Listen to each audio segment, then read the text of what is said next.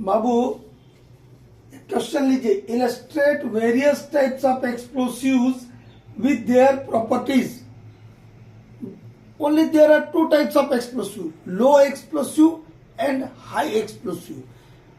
Common example of low explosive is common gunpowder. तो gun powder के बारे में 4 लाइन लिख दीजिएगा। और जितने भी हाई एक्सप्लोसिव क्या नाम सुने आप? अमोनियम नाइट्रेट, जिसको शॉर्ट में AN बोलते हैं, NG मतलब nitroglycerine, TNT collodion cotton, special gelatin, slurry explosive, यही सब यहां लिखा है। देखिए, there are 2 types of explosive, low explosive and high explosive. Common example of low explosive is gun powder.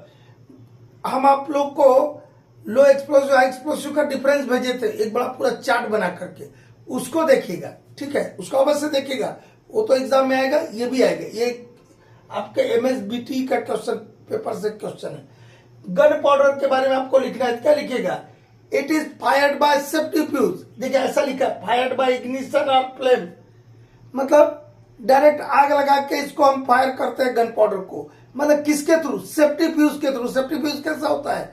जैसे फटाका देखे, क्रैकर्स जो दिवाली में हम फोड़ते हैं, उसका जो ऊपरी भाग जो निकला रहता है, जिसमें हम माचिस लगाते हैं, वो नाड़ा जो निकला रहता है, जो कॉर्ड निकला रहता है, दिस टाइप का, उसी टाइप का सेफ्टी फ्यूज होता है। तो यदि ऐसा नहीं लिखना, फायर्ड बाय इग्निशन और flame, that is through safety fuse, इतना नहीं लिखना है, लिख देना it is fired by gunpowder. Gunpowder को क्या फायर कर दे? इट इज या gunpowder is fired by safety fuse, इतना लिख दीजिएगा। क्या लिखिएगा? Gunpowder is fired by safety fuse. इसका इफेक्ट ऑफ एक्सप्लोजन कैसा होगा? लो एक्सप्लोसिव तो लो होगा, effect of explosion is low, VOD is low. 3 property लिख दिया, और क्या चाहिए? ठीक है। गन पाउडर में क्या क्या लिखेगा बेटा? Effect of explosion is low, VOD is low, and gunpowder is fired by safety fuse. Gunpowder is fired by safety fuse, भाई इतना लिखे। It is fired by ignition और फ्लेम, उसका वही मतलब होता है, ठीक है? तो सीधा सा सिर्फ एक लाइन में लिखना है, it is fired by safety fuse. ठीक, 3 बात लिख देना। Common example of high explosive are AN को अमोनियम नाइट्रेट बोलते हैं, इतना पूरा जो लिखा है, ठीक। आप ऐसा भी लिख सकते हैं, लेकिन A कैपिटल रहनी चाहिए, N कैपिटल रहनी चाहिए। अमोनियम नाइट्रेट NH4NO3, ये बहुत इंटरेस्टिंग कंपाउंड है ammonium nitrate. Ammonium nitrate is a very interesting compound. It is a high explosive, it is oxidising agent and it is a cooling agent. कितने properties है इसके अंदर? 3। High explosive तो है ammonium nitrate, ये oxidising agent भी है, cooling agent भी है, और मैक्सिमम जो एक्सप्लोसिव में हम AN को मिक्स करते हैं, तो ये तीनों पर्पज को सॉल्व करता है, और खासतौर से ऑक्सीडाइजिंग एजेंट का, ठीक है। हाई एक्सप्लोसिव तो है ही है, ये हाई एक्सप्लोसिव भी है, ऑक्सीडाइजिंग एजेंट भी है, और अमोनियम नाइट्रेट की बात कर रहा हूं मैं, AN, और क्या है? कूलिंग एजेंट भी है। उसका TNT नाइट्रोग्लिसरीन, नाइट्रोग्लिसरीन को शॉर्ट में NG लिखते हैं। यदि इतना लंबा चौड़ा यदि किसी को स्पेलिंग लिखते ना है, तो इसके जगह NG लिख दीजिएगा बेटा। AN, TNT, NG मतलब nitroglycerine, special gelatin, slurry explosive, collodion cotton, और NPO, एक HNPO भी होता है, NPO। ये जो अमोनियम नाइट्रेट है, उसी में डीजल ऑयल यदि मिक्स कर दे, तब वो fuel, ammonium nitrate fuel oil बोलते हैं। NPO मतलब अमोनियम नाइट्रेट फ्यूल ऑयल। ये कोलोडियन कॉटन जो है, ये हाई एक्सप्लोसिव है। हम रिक्रूटमेंट के बच्चों को बता रहे थे, तो लिखा था which is not a low explosive, और पहले नाम दिया कोलोडियन कॉटन, क्योंकि बच्चा लोग इसका नाम ही नहीं जानता है, सबसे पहले इसी को ठीक करेगा करके। Collodion cotton is a high explosive, ठीक है। तो ये नाम लिख दीजिए 2-4, और 2-3 कम से कम यहाँ जितने नाम लिखा है, अमोनियम नाइट्रेट, TNT, नाइट्रोग्लिसरीन, सबका 2-3 लाइन में डिस्क्रिप्शन लिख दीजिएगा। अमोनियम नाइट्रेट का तो हम बता दिए, लेकिन इसका सबसे बड़ा दुर्गुण क्या है? It is soluble in water, ये पानी में घुल जाता है। जो वाटरी होल्स होता है ओपन कास्ट माइन में, ये अमोनियम नाइट्रेट ओपन कास्ट में यूज होने वाला एक्सप्लोसिव है। तो जब पानी वाला होल्स होगा, वहां पर ये काम नहीं करेगा, क्योंकि पानी में घुल जाएगा, तो उसका प्रॉपर्टी लूज कर देता। तो ड्राई होल्स जहां होता है वहां पर इसको हम इस्तेमाल करते हैं इसका। और ये जैसे आप अंडरग्राउंड में जो एक्सप्लोसिव देखते हैं वो अलग टाइप के एक्सप्लोसिव होते हैं, ओपन कास्ट के अलग होते हैं। ओपन कास्ट में क्या करते हैं, हर एक्सप्लोसिव काठी के साथ एक डिटोनेटर घुसा देते हैं, ठीक है। लेकिन आपका जो ये अमोनियम नाइट्रेट है, स्लरी एक्सप्लोसिव है, इमल्सन एक्सप्लोसिव है, इनको ब्लास्ट करने के लिए ये नॉन कैप सेंसिटिव एक्सप्लोसिव होता है। इनको कैप सेंसिटिव बनाने के लिए इनके अंदर बूस्टर डालना होता है। इतना बड़ा एक गुटका आता है, ठीक है, बूस्टर को इनके अंदर इंसर्ट करना होता है। देखिए तो यही कहीं लिखा हुआ इट इज डिटोनेटेड बाय बूस्टर, लिखा है ना, इट इज डिटोनेटेड बाय बूस्टर। तो एक हाई एक्सप्लोसिव में हम बता दिया और 2-3 को और बता रहे। अमोनियम नाइट्रेट में क्या क्या लिखेगा, it is a high explosive oxidising agent and a cooling agent.